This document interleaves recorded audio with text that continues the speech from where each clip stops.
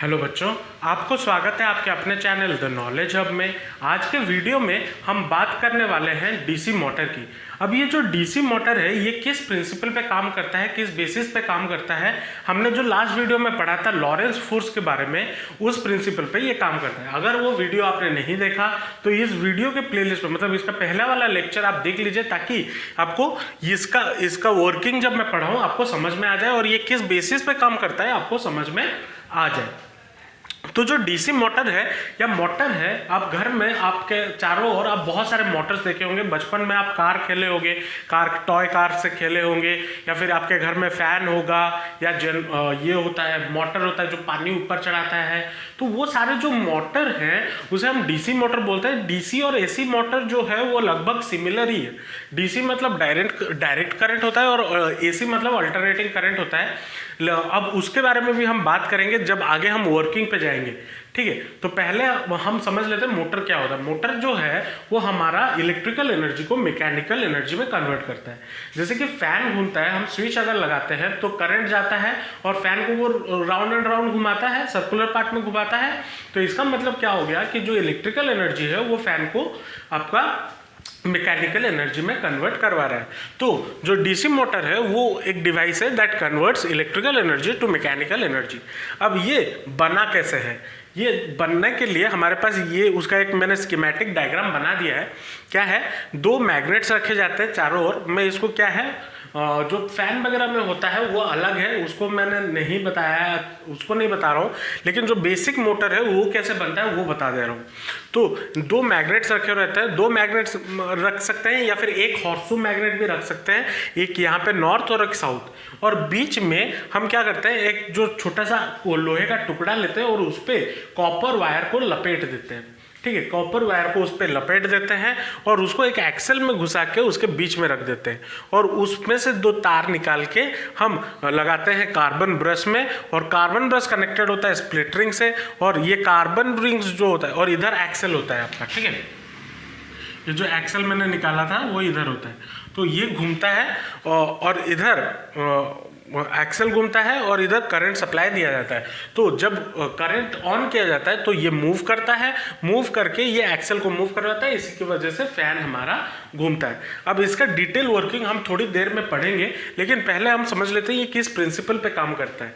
ये हमने जो पढ़ा था कि अगर हम एक कंडक्टर को मैग्नेटिक फील्ड और करंट मैग्नेटिक फील्ड में रख देंगे और उस कंडक्टर में करंट को दौड़ा देंगे तो वो मूव करता है। वो बेसिकली इसी प्रिंसिपल पे ये मोटर काम करता है। तो प्रिंसिपल क्या है, a DC motor works on the principle that when an electric current is pass through a conductor placed normally in a magnetic field, a force acts on the conductor and begins to move. तो इसी process पे आपका जो motor है वो काम करता है। अब इसका वर्किंग को समझेंगे। अब वर्किंग में हमारे पास, मैं उसके लिए ये वाला पार्ट मिटा रहा हूँ ताकि मुझे ये और ये दोनों बोर्ड यूज हम कर सकें। क्या होता है, अगर मान लीजिए ये हमारा नॉर्थ पोल है और ये साउथ पोल है, ठीक है, नॉर्थ पोल और साउथ पोल, और इसके बीच में हमने क्या किया, एक कंडक्टर रखा। कंडक्टर रख के, अच्छा अगर हम इसको साइड वाइज देखेंगे तो और अच्छे से समझ में आएगा। अगर मान लीजिए जो कंडक्टर है, मैग्नेट को हम दोनों ने ऐसे रखा और मैग्नेटिक फील्ड, ये नॉर्थ है ये साउथ है, तो नॉर्थ टू साउथ मूव करता है मैग्नेटिक फील्ड। अब मैग्नेटिक फील्ड अगर नॉर्थ टू साउथ मूव करता है और मैंने क्या किया, इसके अंदर एक कंडक्टर ऐसे रख दिया, ठीक है। कंडक्टर मतलब समझ रहे हो, इधर एक डंडा निकला होगा और इधर एक डंडा जो आगे की तरफ जा रहा होगा, मैं बस सामने वाला दिखा रहा हूँ। कंडक्टर रख दिया। अब अगर कंडक्टर रखा और इसमें मैंने करंट को दौड़ा दिया, करंट को क्या किया, दौड़ा दिया, तो इसका अगर हम एक अच्छा डायग्राम बना के समझे, मान लीजिए ऐसे मैंने रख दिया, ठीक है, कंडक्टर के बीच, और ये वायर है। अब इसमें करंट जा रहा है ऐसे, मतलब ऐसे जा रहा है, हाँ ऐसे जा रहा है, ऐसे गया और फिर ऐसे आया, ठीक है। और इधर मैग्नेट है, ये वाला एक मैग्नेट है, ये वाला एक मैग्नेट है, ये नॉर्थ है ये साउथ है। अब इसमें से करंट ऐसे, मैग्नेटिक फील्ड ऐसे जा रहा है। अब हमने पढ़ा क्या है, लेफ्ट हैंड रूल हमने पढ़ा है, हम अपना लेफ्ट हैंड निकालेंगे और मैग्नेटिक फील्ड का डायरेक्शन हम देख रहे हैं कैसा है, इस तरफ मतलब ये मैग्नेटिक फील्ड होता था ना, तो मैग्नेटिक फील्ड का डायरेक्शन इस तरफ और करंट का डायरेक्शन हमारा किधर है, ऊपर की तरफ। मैं इस आर्म की बात कर रहा हूँ, इस आर्म में करंट अब मैग्नेटिक फील्ड का डायरेक्शन ऐसे हुआ और करंट का डायरेक्शन ऐसे हुआ, तो फोर्स हमारा किधर लगेगा, नीचे की तरफ। मतलब ये इस रॉड को या इस पार्ट को अंदर की तरफ धकेलने की कोशिश करेगा। ये समझ में आया? देख लीजिए फिर से, मैग्नेटिक फील्ड का डायरेक्शन ऐसे, करंट का डायरेक्शन ऐसे, इस वाले आर्म में करंट का डायरेक्शन ऐसे, तो फोर्स किधर लगेगा, अंदर की तरफ लगेगा। अब ये गया, फोर्स हमारा लगा इधर परपेंडिकुलर, ये हमारा फोर्स लगा इस आर्म के लिए, ठीक है। अब इधर हमारा कैसा लगेगा फोर्स, ये भी तो एक कंडक्टर है। मैं इस जो रेक्टेंगल है इसको मैं 4 पार्ट में डिवाइड कर रहा हूँ, 1 2 3 4, हर कंडक्टर में देखेंगे और उसको समझेंगे। अब ये कंडक्टर है, अब इसमें भी ये भी मैग्नेटिक फील्ड में जा रहा होगा। मैग्नेटिक फील्ड ऐसा है, मैग्नेटिक फील्ड ऐसा, करंट का डायरेक्शन ऐसा, मैग्नेटिक फील्ड ऐसा, करंट का डायरेक्शन सामने की तरफ, तो ऐसे,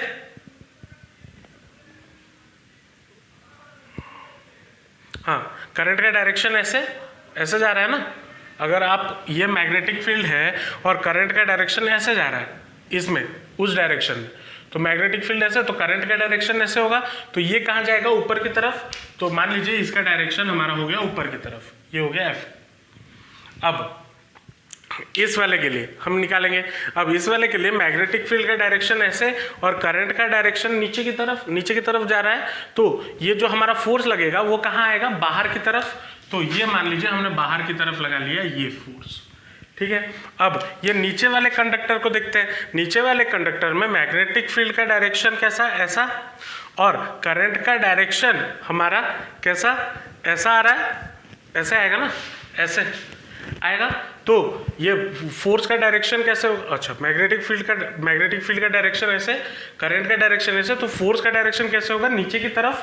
तो अगर ये नीचे की तरफ हुआ, अब देखिए ये जो फोर्स है और ये जो फोर्स है, मैग्नेटिक फील्ड हम चेंज नहीं कर रहे, करंट हम चेंज नहीं कर रहे, तो ये जो फोर्स है, ये फोर्स और ये फोर्स एक दूसरे को कैंसिल आउट कर देंगे, equal and opposite cancel out कर देंगे।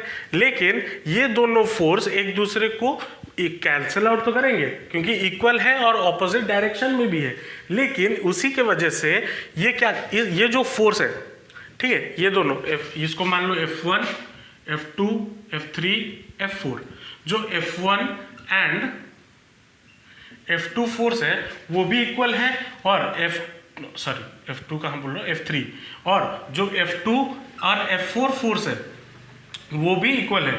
लेकिन ये दोनों एक दूसरे को कैंसिल भी कर देंगे, फोर्स कैंसिल हो गया और इधर भी फोर्स आपका कैंसिल हो गया, ये कैंसिल, तो नेट फोर्स 0। अब अगर नेट फोर्स 0 हो रहा है तो इसका मतलब क्या हो गया कि ये जो मोटर है या फिर ये जो कॉइल है ये ट्रांसलेशनल मोशन नहीं कर पाएगा, मतलब स्ट्रेट लाइन में भाग नहीं पाएगा। तो कभी देखिए जब फैन ऑन करती ये घूम घूम के बाहर चला गया, नहीं ना। तो ये therefore F1 and F2 and ये इक्वल टू 0 कैंसिल आउट, हम ये लिख लेना, और therefore there is no translational motion, translational motion नहीं होता, ट्रांसलेशनल या फिर आप उसको लीनियर मोशन भी बोल सकते हो, तो लीनियर मोशन नहीं होता इसमें। लेकिन एज बिकॉज ये दोनों फोर्स, अब इसको अगर हम डायग्राम बनाएं F1 और F2 एक ही एक्सेल पे लग रहा है, ये एक्सेल पे तो लग रहा है, तो F1 और F2 दोनों एक्सेल पे लग रहे हैं, तो ये दोनों कपल फॉर्म नहीं कर सकते, तो ये दोनों कैंसिल आउट हो गया। लेकिन जो F1 और F3, मैं F2 और F3 की बात, F4 की बात कर रहा था, वो तो कैंसिल कर गए और उनके वजह से कोई फोर्स भी नहीं लग रहा और वो कपल भी नहीं बना रहे। लेकिन जो F1 और F3 फोर्स है, F1 एंड F3 जो फोर्सेस है, ये जो दोनों फोर्सेस है इनका प्लेन इक्वल नहीं है, एक इधर अगर लग रहा है तो एक इधर लग रहा है, ऐसा लग रहा है ना। तो ये क्या बनाते हैं, एक कपल बनाते हैं। ये हो गया आपका F3, ये हो गया आपका F4, F1 and F3 form से कपल बना लेते हैं, जो आप लोग बनाते हो अभी आपके क्लास में चल रहा होगा ना। तो कपल, वो कपल नहीं, ठीक है, लड़का लड़की वाला कपल नहीं, फोर्स का कपल। तो अगर फोर्स का कपल बनाते हैं देयरफॉर दे फॉर्म क्या, टॉर्क, जो कि हमने फोर्स वाले चैप्टर में पढ़ा हुआ है। ठीक है, फोर्स वाले चैप्टर में पढ़ा हुआ है, और टॉर्क फॉर्म कर रहे हैं। अब अगर टॉर्क फॉर्म कर रहे हैं तो ये क्या ट्रांसलेशनल मोशन तो नहीं होगा, सीधा तो मूव नहीं करेगा, लेकिन वो एक रोटेशनल मोशन फॉर्म करेगा, मतलब वो रोटेट करने की कोशिश करेगा। तो ये जो कंडक्टर है ये ऐसे घूमेगा, घूमने की कोशिश करेगा। ठीक है, तो ये आ गया आपका वर्किंग, ऐसे आपका ये कंडक्टर या ये जो मोटर है ये आपका काम करता है। ठीक है, लेकिन अब इसमें क्वेश्चन ये आ जाता है, हम जो करंट सप्लाई कर रहे थे, अगर हम डीसी करंट करें, डीसी करंट देते हैं, उसमें तो करंट का डायरेक्शन चेंज नहीं होता। तो करंट का डायरेक्शन अगर चेंज नहीं होगा तो ये तो आराम से घूम सकता है। लेकिन हमारा जो फैन है या फिर घर का जो मोटर है वो तो एसी पे चलता है जनाब। तो वो जो एसी पे चलता है उसमें क्या होता है, वो करंट का डायरेक्शन बदल देता है। एसी में क्या होता है, 50 बार करंट का डायरेक्शन चेंज होता है ना, तो करंट का डायरेक्शन चेंज हो जाता है। तो उससे बचने के लिए तो हम क्या लगाते हैं इसमें, यहाँ पे हम कम्यूटेटर या फिर स्प्लिट रिंग्स लगाते हैं, जो इस जो करंट के डायरेक्शन पे मोटर का डायरेक्शन को चेंज होने नहीं देता, वो कंटिन्यूअसली उसी पाथ में घूमता रहता है। अब क्वेश्चन ये आ जाएगा, अगर मान लीजिए कि ये अगर इस पोजीशन में है, मैंने तो इसको टिल्ट करके रखा था, अब मान लीजिए ये जो पोजीशन है ऐसे पोजीशन में, मैग्नेटिक फील्ड इधर और ये पोजीशन इधर, अब ये जब ऐसे नॉर्मल में आ गया तो इसको ऐसे घुमाने के लिए तो एक फोर्स लगना चाहिए, तो घुमाने के लिए एक एक्स्ट्रा एनर्जी लगना चाहिए ताकि वो घूमे। तो उसके लिए हम यूज करते हैं कैपेसिटर का, जो कि आप हायर क्लासेस में भी बहुत अच्छे डिटेल में पढ़ोगे, ये सब फोर्स में नहीं है। कैपेसिटर्स क्या करते हैं, आपने देखा होगा घर में फैन में कैपेसिटर लगते हैं ना, तो उसमें एनर्जी स्टोर होता है। तो जब हम तुरंत ऑन करते हैं कैपेसिटर तुरंत करंट देता है और वो एक इनिशियल पुश देता है ताकि ये घूमना शुरू कर जाए। और जब घूम के इस डायरेक्शन, मान लीजिए ऐसे है और घूम के इस डायरेक्शन में आ जाए, तब भी तो उसको एक्स्ट्रा फोर्स लगाना होगा ताकि वो घूमे, तभी तो वो एक्स्ट्रा फोर्स लगाना होगा। तो उस टाइम पे भी उस टाइम कैपेसिटर काम नहीं करता, ये जो मूव कर रहा होता है उसकी वजह से, इनर्शिया के वजह से ये और घूम जाता है, जो कि आप क्लास 12th में बड़े डिटेल में बड़े आराम से पढ़ोगे। उतना आपके लिए नहीं है और डेरिवेशन नहीं है, वहाँ पे तो आपको डेरिवेशन फार्मूला निकालना होगा, यहाँ पे उतना डेरिवेशन नहीं है, बस समझना था आपको कैसे ये काम करता है। आपके बुक में पूरा थ्योरी गिवन है, लेकिन मैंने कोशिश किया कि आपको बहुत कम से कम लैंग्वेज में समझा दूँ, ईजी लैंग्वेज में समझा दूँ, ताकि आप इसको अच्छे से समझ लो। तो ये था आपका working of the DC motor. अब बात करेंगे हम इस पे,